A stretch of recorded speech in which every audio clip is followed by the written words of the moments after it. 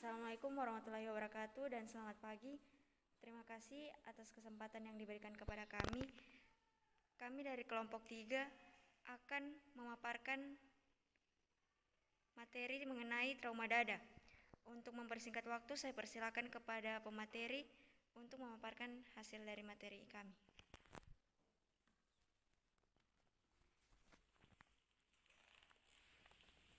Baiklah, kami akan memaparkan materi kami dari kelompok 3, yaitu trauma dada.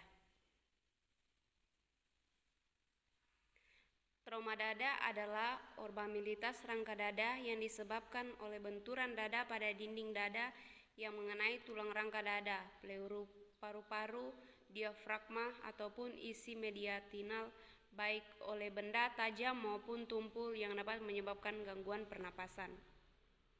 Etiologi. Yang pertama, tindakan medis atau operasi. Yang kedua, pukulan daerah toraks. Yang ketiga, tusukan paru dengan prosedur invasif. Yang keempat, menggunakan balutan tekan pada luka dada tanpa pelonggaran balutan. Patofisiologis. Utuhnya satu dinding toraks sangat diperlukan untuk sebuah ventilasi pernapasan yang normal.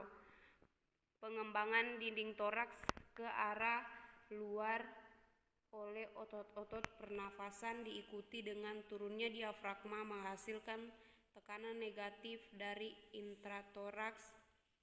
Proses ini menyebabkan masuknya udara pasif ke paru-paru selama inspirasi. Trauma toraks mempengaruhi struktur-struktur yang berbeda dari dinding toraks dan rongga toraks. Toraks dibagi ke dalam 4 komponen, yaitu dinding dada, rongga pleura, parenkim paru, dan mediastinum. Pathway. Etiologi yaitu trauma benda tajam atau tumpul yang menyebabkan trauma toraks dan cedera jaringan lunak atau hilangnya koimasi struktur yang menyebabkan pendarahan jaringan integumen. Dan selanjutnya reabstasi daerah oleh pleura yang menyebabkan hematoraks dan selanjutnya akumulasi cairan ke dalam kafum pleura yang menyebabkan pemasangan WSD toraks, merangsang respon nyeri pada kulit yang menyebabkan risiko infeksi kerusakan integritas kulit. Hematoraks juga dapat menyebabkan nyeri akut.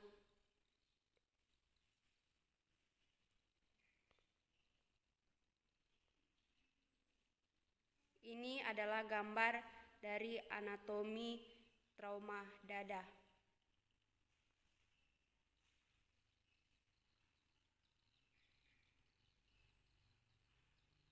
Anatomi fisiologis dinding torak merupakan rongga yang berbentuk kerucut, di mana pada bagian bawah lebih besar daripada bagian atas dan pada bagian belakang lebih panjang daripada bagian depan. Pada rongga toraks terdapat paru-paru dan mediastinum.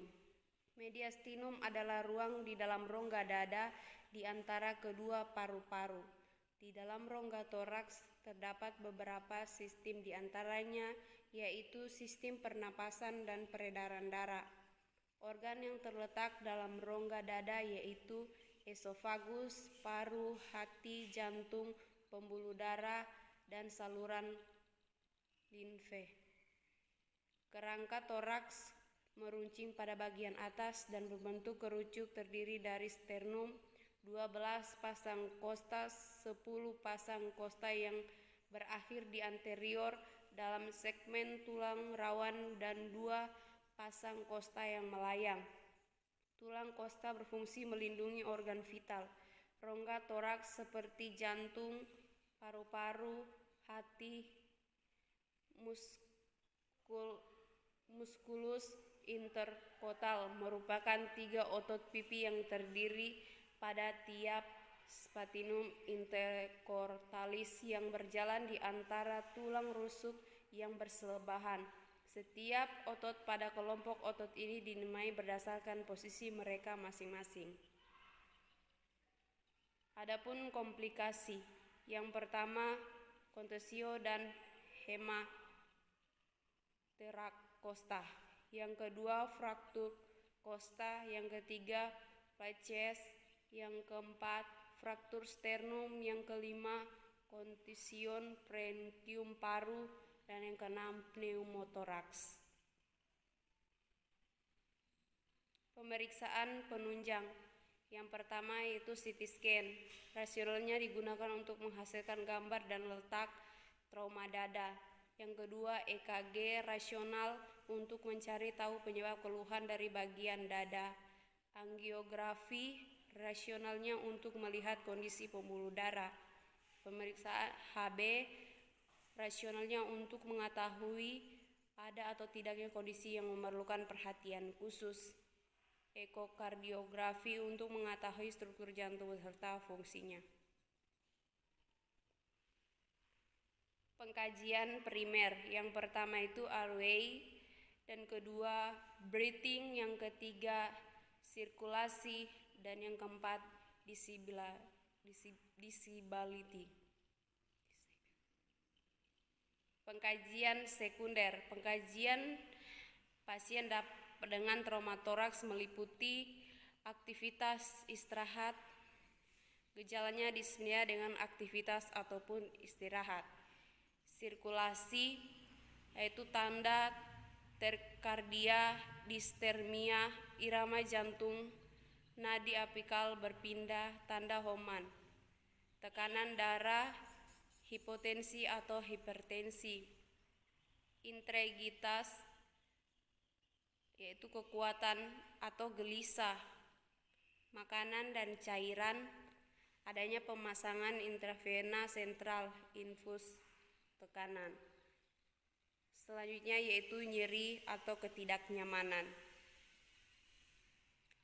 Gejala nyeri atau lateral timbul tiba-tiba selama batuk atau renggang tajam dan menyeri, menusuk-nusuk yang diperberat oleh nafas dalam. Kemungkinan menyebar ke leher, bahu, abdomen. Berhati-hati pada area yang sakit, perilaku, distraksi, mengkerutkan wajah.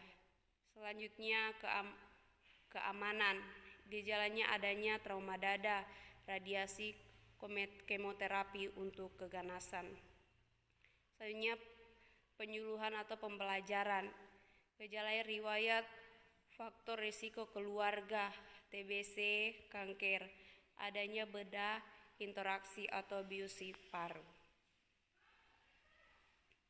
Adapun diagnosa yang muncul pada trauma dada, yang pertama nyeri yang berhubungan dengan adanya trauma, yang kedua intoleransi aktivitas berhubungan dengan adanya nyeri, yang ketiga resiko perubahan nutrisi kurang dari kebutuhan tubuh dengan penurunan masukan.